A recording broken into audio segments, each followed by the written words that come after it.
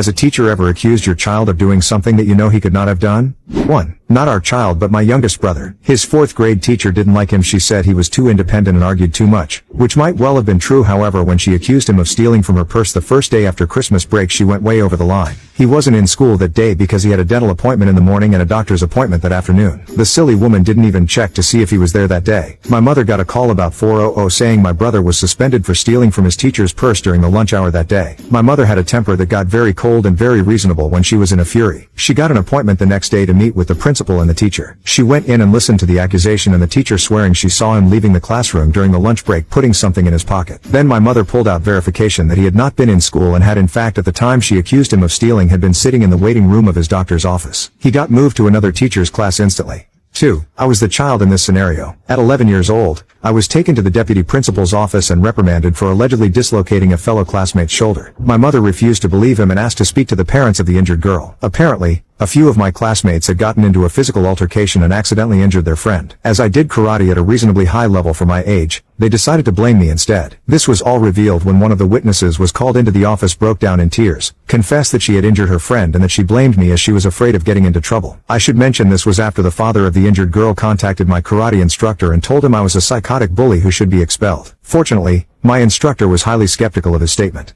3. Yes, I was in 4th grade, in Catholic school. I was sick when I came home from school one day, fever, stomach hurt like the devil. Next morning no better, so my mom called Ray's school from a neighbor's home to say I'd not be there. So off to the doctor with me and a high fever. It was appendicitis. Within 2 hours I was in surgery. My teacher, a nun, called the neighbor to leave a message telling my mom that I played hooky from school that day. My mother was livid, called the convent and let her have it with both barrels. Apparently the teacher decided she didn't believe I was sick. 4. Yep. Accused my daughter of faking a life-threatening illness, tried to have her declared truant and then accused her of fighting with a classmate. The only problem is she was hospitalized and in the PICU at the time of this fight and the school had all her records. Unluckily for that teacher, we personally knew most of the school board. Some of them had even visited our daughter in her hospital room before she was moved to the PICU and we were able to ask for an in-person meeting with them, the principal and that teacher. That teacher's contract was not renewed for the next year. Turns out she had targeted 3 other kids along with our daughter because they corrected her on some random issue. She couldn't handle her authority being questioned. 5. Yes, my son was no angel. He got into his share of trouble and then some. But he never lied. He always said he had done what he had done. The boy was full of it, but he was not mean to anyone. I was called in because my son was accused of writing a note say a teacher was a Fu King customer. For the first time my boy said I didn't do this. Looking me square in the eye.